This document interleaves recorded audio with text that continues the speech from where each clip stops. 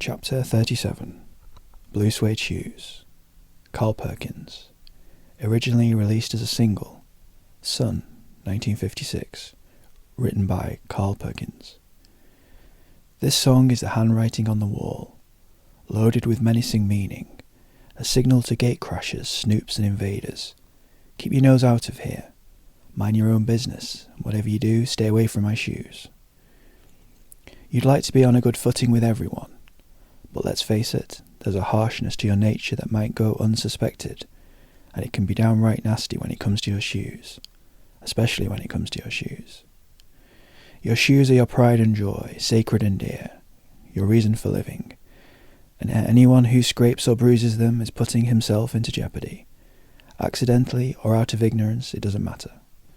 It's the one thing in life you won't forgive. If you don't believe me, step on them by all means. You won't like what happens. You get on well with most people, and you put up with a lot, and you hardly get caught off guard. But your shoes are something else. Minor things may annoy you, but you rise above them. Having your teeth kicked in, being pounded senseless, being dumped on and discredited. But you don't put any weight on that. None of it's as real to you as your shoes. They're priceless and beyond monetary worth. You can take it all and think nothing of it. Torch my walls, steal my loot, ransack my car, turn my house into a towering inferno, but look out when it comes to my shoes. They're beyond measure. There's no price on them, no asking price. Be careful not to scratch them or rub them the wrong way. If you want to live, and know how to live, you'll stay off my shoes. You're not talking tough guy stuff, you're just saying what's important and what's not. You can drink my booze as well, suck my vital fluid, swallow it all, bottoms up, one swig after another, drink yourself under the table. But all of that to me is so-so and run-of-the-mill. Just don't scuff or step on my shoes. Stay away from them. Don't be a dummy. These shoes are potent. They can foretell the future, locate lost objects, treat illnesses, identify perpetrators of crimes, all that and more. And I'm drawing the line when it comes to touching them. They're beyond estimate, worth their weight in gold, and you're being put on notice. Don't step on them. You'll be made an example of. There will be repercussions. I can vouch for that. These shoes are not like other shifty things that perish or change or transform themselves. They symbolise church and state, and have the substance of the universe in them. Nothing benefits me more than my shoes. They answer all my silly questions. I can walk 8,000 miles in them. They're wild and they notice everything. I never walk away and leave them anywhere, and they'll never leave me either. They neither move nor speak, yet they vibrate with life, and contain the infinite power of the sun. They're as good as the day I found them. Perhaps you've heard of them, blue suede shoes. They're blue, royal blue, not low down, in the dumps blue, they're killer blue. Like the moon is blue, they're precious. Don't try to suffocate their spirit. Try to be a saint. Try to stay as far away from them as you possibly can.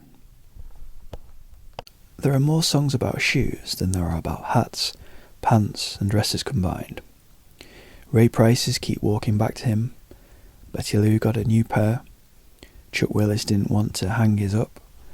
Bill Anderson nailed a pair to the floor, and the Drifters got sand in theirs. Sugar Pie DeSanto sang about slipping mules, and Run DMC about their Adidas. There's songs about new shoes, old shoes, muddy shoes, running shoes, dancing shoes, red shoes by the drugstore, and the old soft shoe. Shoes reveal character, station, and personality. Mothers used to advise their daughters that they could tell a lot about a man by his shoes. In one of the versions of The Prince and the Pauper, the prince is revealed by his shoes, which he didn't change with the rest of his clothes because he was unwilling to sacrifice the comfort of his well-made footwear. Cinderella was identified by the fit of her glass slipper.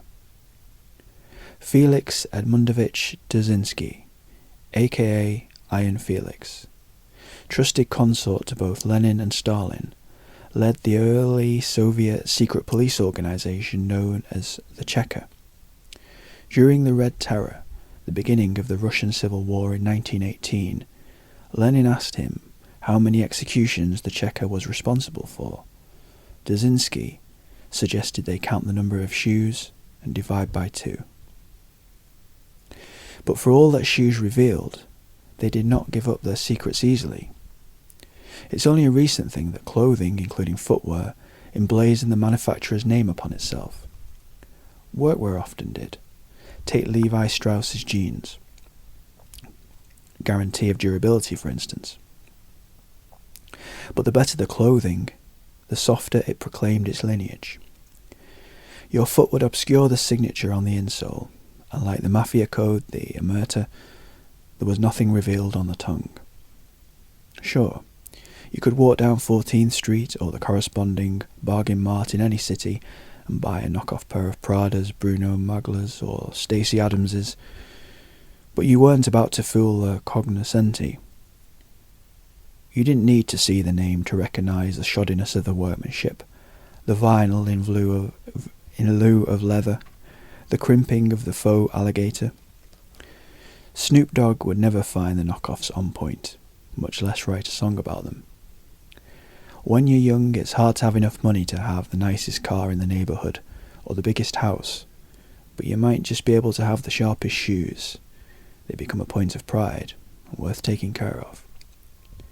It used to be that leather shoes were kept spit-polished clean, lovingly cared for with chamois, oiled and polished after each wearing. It was important to keep them looking brand new. One can trace the lineage of virginal shoes in the extreme back to the Chinese practice of foot binding, where pressure is applied to a young girl's feet until they can fit the shape and size of a tiny traditional lotus shoe, a remarkable and horrible 4 inches around. More recently, there was the White Book, a shoe so proud of its immaculate surface that it came with a small brush to buff any blemish from existence. And one can't forget blue suede shoes. Has ever a shoe proclaimed its frivolity more joyously?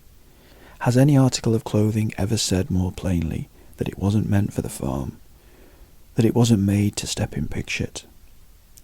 Poor Carl Perkins, watching Elvis Presley sing his song Blue Suede Shoes on TV in 1956 from his hospital bed. At that point, Carl's version had sold 500,000 copies, but a car accident on the way to the Perry Como show slowed the momentum of Carl's career, and it never truly recovered. But, perhaps, he was never truly meant to be the king of rock and roll. His ballads like Sure to Fall were achingly beautiful, but hillbilly at their heart. Songs like Tennessee were certainly worlds away from Chuck Berry's Promised Land, going so far as to brag they built the first atomic bomb in Tennessee. Carl was too much the country boy for the rock and roll crown. Elvis, on the other hand, was all sullen eyes and sharp cheekbones, backwards born but city living, truck driving, hip shaking, with a feral whiff of danger. Carl wrote the song, but if Elvis was alive today, he'd be the one to have the deal with Nike.